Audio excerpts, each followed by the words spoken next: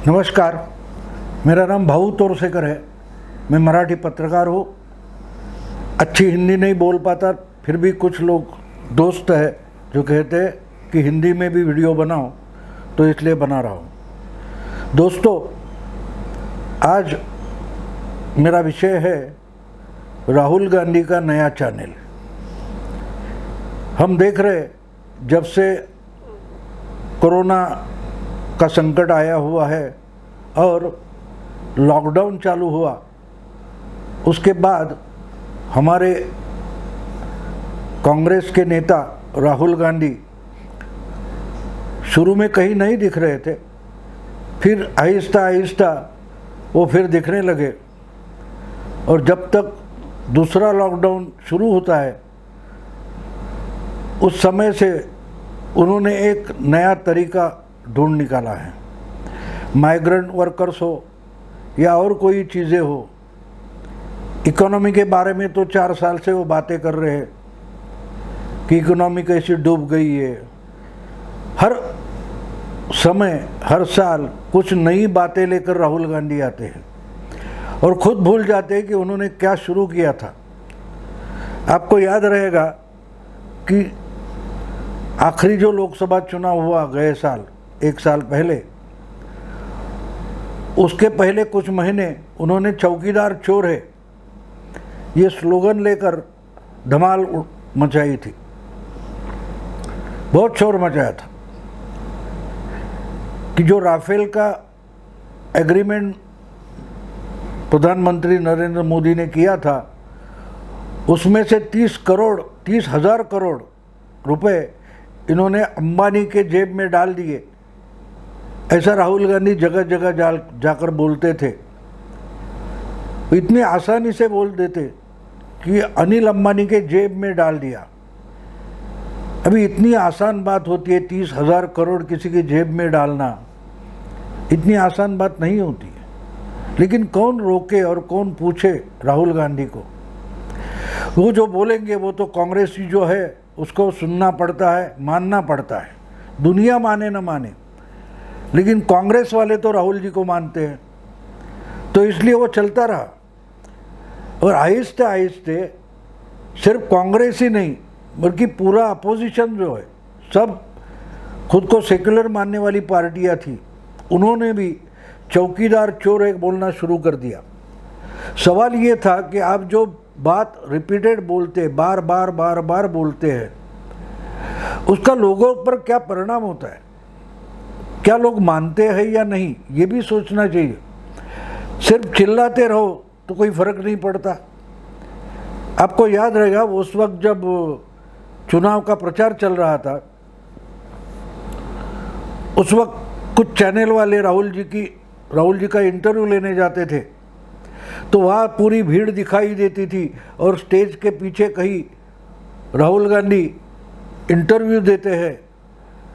और दुनिया कैसी मानती है, देखो लोग क्या बोलते हैं। इसके लिए बोलेंगे चौकीदार, तो लोगों में से उनके जो सपोर्टर्स थे वो चोर है बोलते थे। तो देखो आखिर में चुनाव हो गया, उसको जवाब देते हुए मोदी ने एक स्लोगन निकाली कि मैं भी चौकीदार।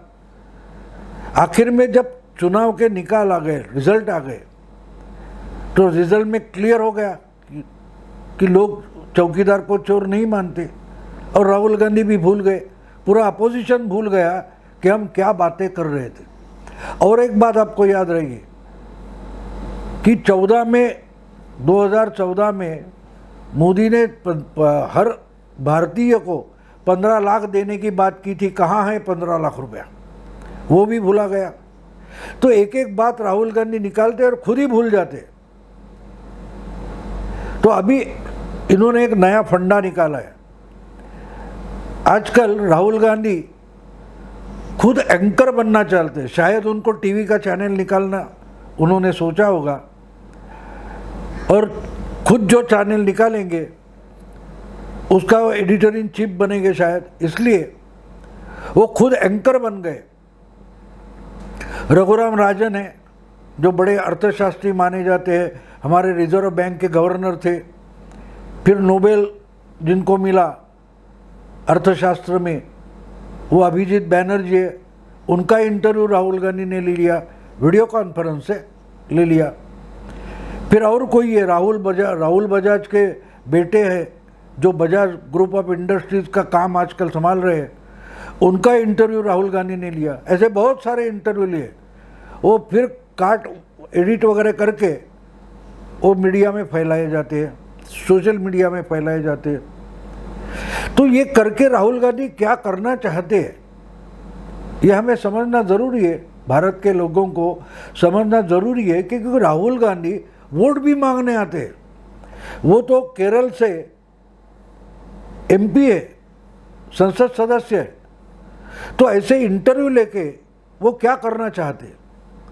कम से कम कोई कांग्रेस वाला हमें बताए कि भाई पार्टी चलाने के बजाय ये आपका नेता इंटरव्यू के ले रहा है, क्या बात है इसमें?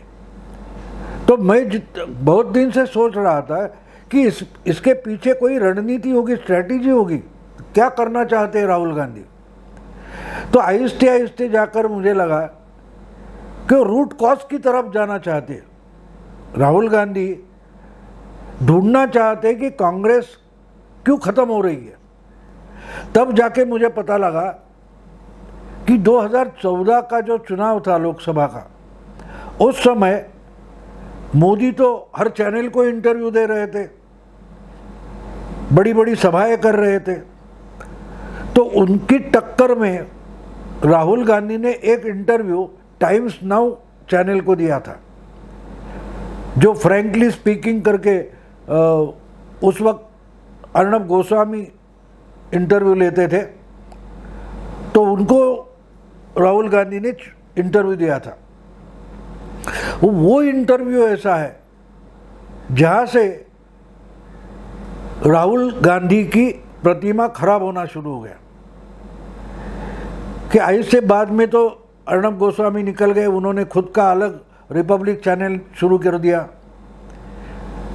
और राहुल गांधी किसी को इंटरव्यू देना ही बंद कर दिए। आजकल वो किसी को इंटरव्यू देते नहीं, और देते भी है तो उनको जो सवाल चाहिए उसी के जवाब वो देते हैं, वो बात अलग है। तो शायद राहुल गांधी ने इसका रूट कॉज ढूंढ निकाला होगा कि भाई मोदी जीतता है तो उसके पीछे शायद अर्णब गोस्वामी है, क्योंकि जो मोदी के खिलाफ लोग हैं, अपोजिशन है मोदी का, उसका इंटरव्यू ले लेकर अर्णब गोस्वामी उनको ख़त्म कर देता है और बाद में मोदी जीतता है। तो अगर हम भी इंटरव्यू लेके अर्णब गोस्वामी को ही ख़त्म कर दे न्यूज़ चैनल से, मीडिया से, तो फिर मोदी को हराना आसान है। इसलिए शायद राहुल गांधी खुद एंकर बनना चाहते, इसलिए ये बड़े बड़े लोगों के इंटरव्यू ले रहे हैं। अच्छा, इंटरव्यू लेकर वो क्या क्या साधना चाहते, क्या करना है उससे उनको?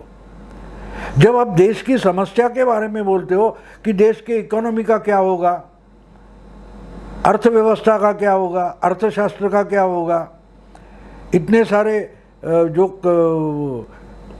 उद्योग बंद पड़े हुए उसका क्या होगा, अपोजिशन करके राहुल गांधी को उस पर सोचना चाहिए, गवर्नमेंट के साथ जाके कुछ करना चाहिए, पार्टी में कुछ उस पर चर्चा करनी चाहिए। तो कांग्रेस पार्टी में तो चर्चा ही बंद है। जब से राहुल गांधी ने कांग्रेस का अध्यक्ष पद छोड़ दिया, उसके बाद कांग्रेस पार्टी को कोई अध्यक्ष बचा ही नहीं है।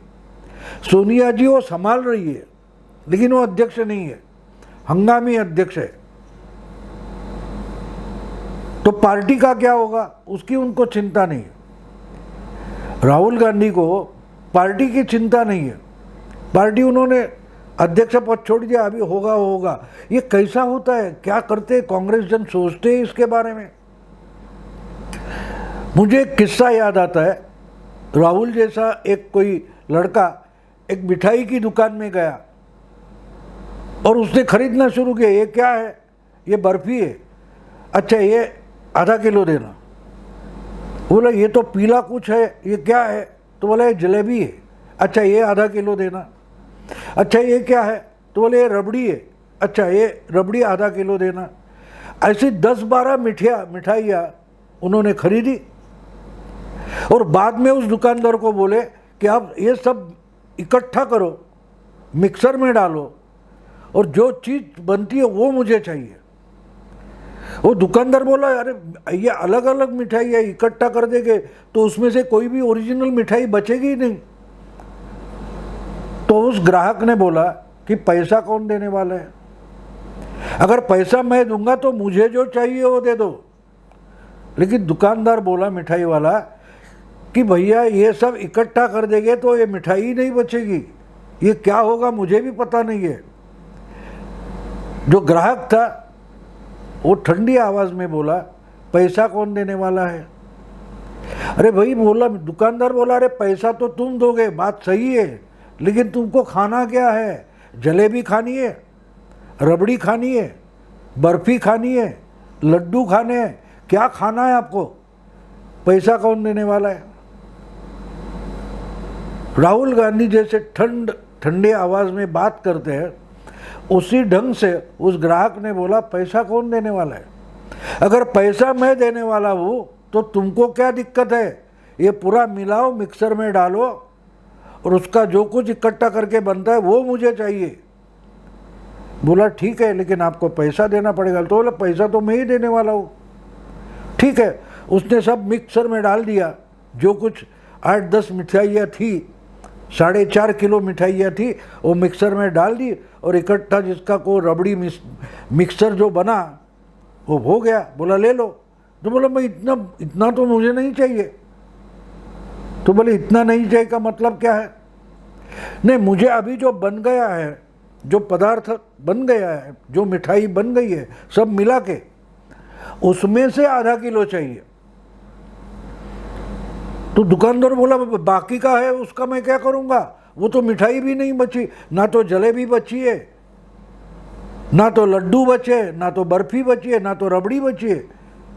आपको जितना इकट्ठा किया है सबका पैसा देना पड़ेगा। वो ग्राहक बोला वो सबका पैसा मैं क्यों दूंगा? मुझे जो चाहिए था वो बिल्कुल बराबर बना है, लेकिन उसमें से मुझे आधा किलो ही चाहिए।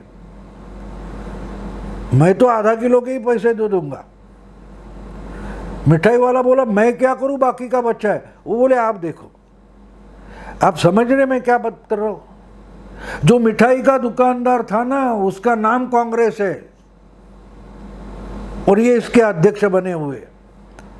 जो 4.5 किलो मिठाइयाँ इकट्ठा कर दी और उसमें जो कुछ बन गया उसमें से उनको आधा किलो चाहिए, बाकी का जो है वो तुम संभालो, फेंक दो या कुछ भी करो, उसका तो मुझे नहीं चाहिए। इस ढंग से जिन्होंने कांग्रेस पार्टी का सत्यानाश कर दिया है। कम से कम वो दुकानदार तो झगड़ा कर रहा था, लेकिन ये कांग्रेस की दुकान में कोई भी झगड़ा नहीं कर रहा है। वो बोल रहा है यही तो मिठाई है। और फिर जो आधा किलो देकर जो 4 किलो बचा है वो बेचने के लिए कांग्रेस वाले बैठ गए। अभी यह ऐसी मिठाई कौन खरीदेगा जो लड्डू भी नहीं है, जलेबी भी नहीं है, रबड़ी भी नहीं है, बर्फी नहीं है? तो ये मिठाई खरीदेगा कौन? ऐसी कांग्रेस की हालत करके राहुल गांधी 1 साल पहले निकल गए और आजकल इंटरव्यू ले रहे। तो इसलिए मैंने सोचा कि अभी इंटरव्यू के बाद ये क्या करेंगे, तो शायद ये चैनल निकालेंगे, क्योंकि उनके पास तो बहुत सारे प्रवक्ता तैयार है, बहुत सारे जर्नलिस्ट है जो एनालिस्ट, पॉलिटिकल एनालिस्ट बन के कांग्रेस का समर्थन करते हुए हमको अलग अलग चैनल पर दिखते। वो भी सब टीम रेडी है, सिर्फ एडिटर इन चीफ चाहिए। और एडिटर इन चीफ बनने के लिए राहुल गांधी शायद ये बड़े बड़े इंटरव्यू लेकर, टेली कॉन्फ्रेंस या वीडियो कॉन्फ्रेंस में इंटरव्यू लेकर राहुल गांधी प्रैक्टिस कर रहे हैं एडिटर इन चीफ बनने की। अब बहुत सारे थोड़े दिन में हमें एक नया चैनल देखने को और सुनने को मिलेगा। उसका नाम शायद राहुल 24/7 रहेगा। दोस्तों, और क्या बोलूँ मैं, अगर आपको ये वीडियो पसंद आया तो लाइक कीजिए, चैनल को सब्सक्राइब कीजिए और प्रतिपक्ष देखते रहिए। नमस्कार।